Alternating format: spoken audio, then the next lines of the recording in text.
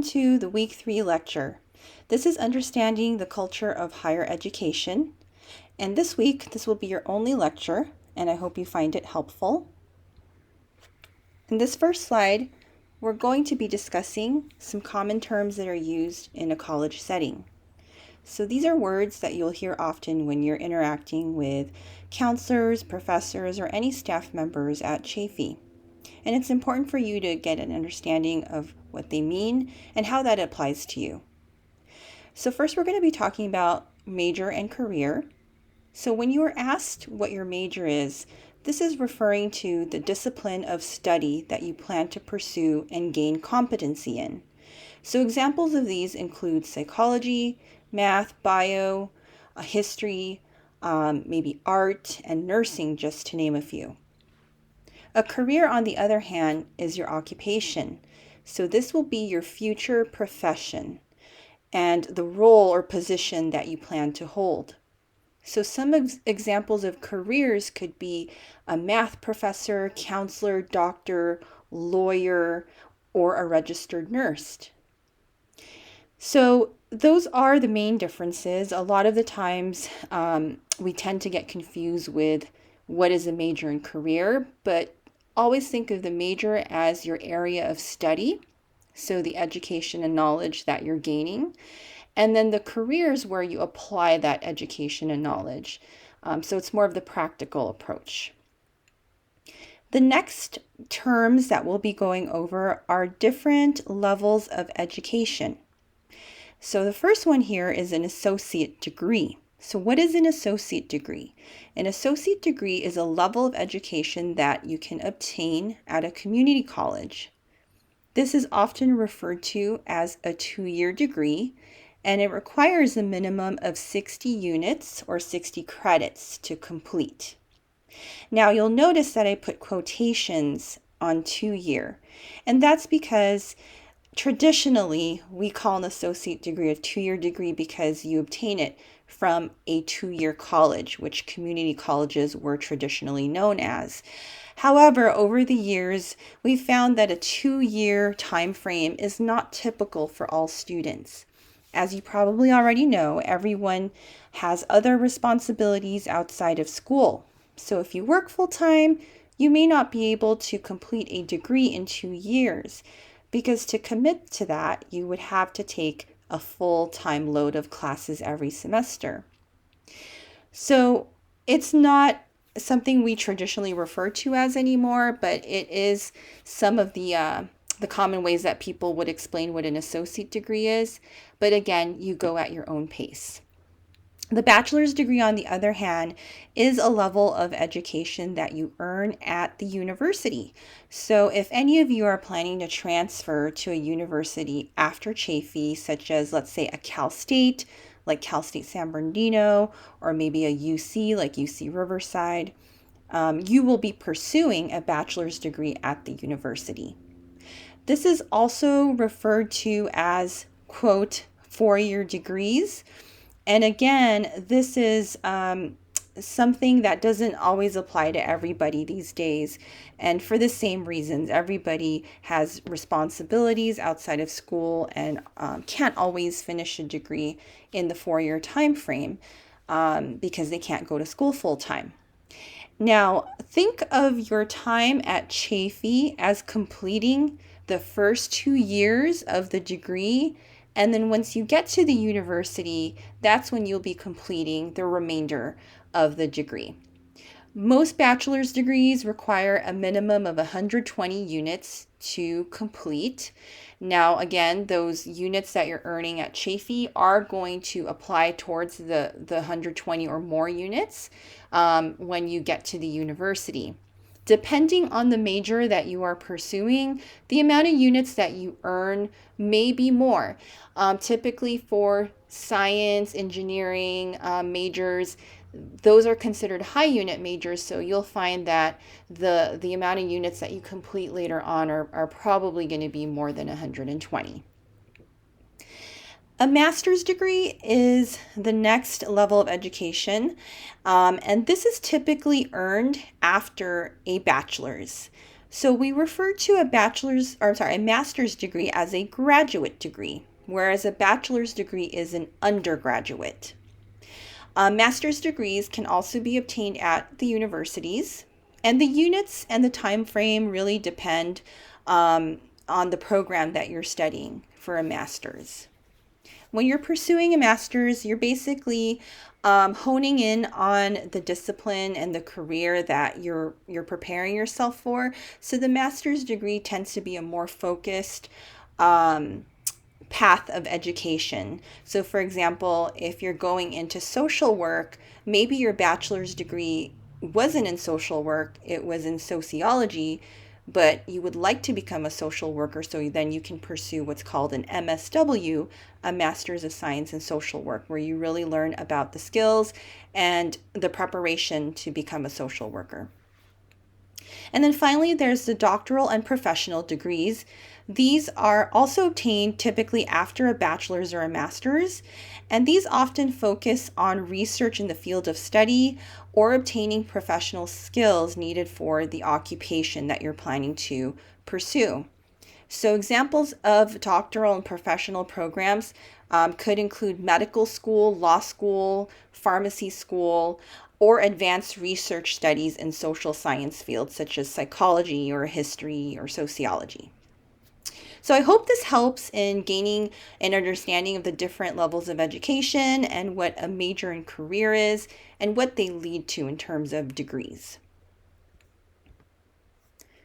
Some additional terminology that you'll want to be familiar with are included in this slide, and you probably have heard of some of these already, but I'll just go through them briefly so that we can review or introduce you to what these are. So educational plans are basically a roadmap of the coursework that you're required to meet your educational goal. So some of you may have already completed your educational plan with a counselor. Sometimes it could be a 1 semester plan or a 1 year plan, which is typically 2 semesters. If you haven't completed what's called a comprehensive educational plan, which is a roadmap to completion, meaning it includes all the courses you need to complete either an associate's or to transfer to a university, that's okay. You will have an opportunity to complete that as part of this class. It is a required assignment. So this is something that you can develop in an appointment one-on-one with a counselor to discuss what your goals are and really know what you're supposed to be taking to complete that. Prerequisites. So prerequisites are listed in course descriptions. When you see that a class has a prerequisite, it basically means that there is a requirement that needs to be completed prior to taking a course. Now, if this requirement is not completed, registration is blocked from taking a course. So just make sure you're aware of what prerequisites are and whether a class that you're looking at requires one. Usually when you create an educational plan with a counselor, we'll make sure to plan that out accordingly so you're taking courses in the right sequence. Advisories are also found in course descriptions. Advisories are not requirements like prerequisites. Rather, these are recommendations. It does not block a student from registering from a course. So if you see an advisory and you feel like, I don't need to do that, I think I'll be okay, you can go ahead and register for the class. It won't block you. Again, it's there as a suggestion. The last two terms here are basically some documents that I think are helpful for students to be familiar with. So we have a college catalog. Every school has this. And the college catalog is a really helpful document for students to understand college policies. So think of the college catalog as sort of the contract between you and Chaffey College and understanding the expectations, the rules, the policies, and the requirements. Every year a new catalog is published. Whatever year you start at Chaffey, that's usually the catalog year that you're entitled to, or any year after that. If you break enrollment from Chafee, meaning you take a break for at least 1 year, you lose what's called catalog rights. And then if you return, you'll follow the catalog for the year that you return. The class schedule is also another important publication. This is published online every term, meaning every fall, spring, and summer we have a new class schedule. And it provides information on courses that are offered at the college for that given term. So the catalog is pretty much for the policies, requirements of the college. The class schedule is where you see the course offerings every semester. This slide talks a little bit about expectations in a college and university setting, and this was taken from your textbook. It just basically outlines some of the key expectations that college and university educators have from students. So we'll kind of go over this really quickly, and I'll highlight a few things. Number one, educators expect students to be responsible for their education. 2, educators expect students to be highly motivated to succeed. 3, educators expect students to attend classes regularly and complete assignments on time. 4, educators expect students to collaborate with peers and make use of available help to achieve academic success. Now, I want to stop here for a moment and talk about the use of available help on campus. At Chafee, we offer many campus resources to assist student and support students throughout their time at Chafee. Now, at the beginning of the semester, in the syllabus, you probably browsed through the last couple pages of the syllabus and saw campus resources. That's meant to help you understand what is available to you. And I really encourage each of you to take advantage of any resources that you feel could support you while you're a student at Chafee. So that can be anything from tutoring, maybe the Panther Care program, or any other program such as EOPS, disabilities programs and services. Anything that you feel like can help you get through your time at Chafee and support you with the classes if you need help. Of course, counseling is always available for you at any time. You can always make appointments with a counselor if you ever need to talk about your coursework and make sure you're on track. So again, that's an expectation that I hope you all take advantage of and make use of as a student. Number 5, educators expect students to change when what they are doing is not working. So this may involve shifting the mindset. So in a couple weeks, we'll be talking about the growth mindset and how important that is, especially as you're preparing yourself to start learning new study skills or maybe even improving skills. Number 6, educators expect students to demonstrate a passion for learning. 7, educators expect students to manage their emotions as well as the emotions of others in the service of their goals. So later in the semester, we will be going over emotional intelligence, and that is related to this expectation. It's basically being self-aware, knowing how you respond to certain situations, and maybe adjusting that when it's appropriate.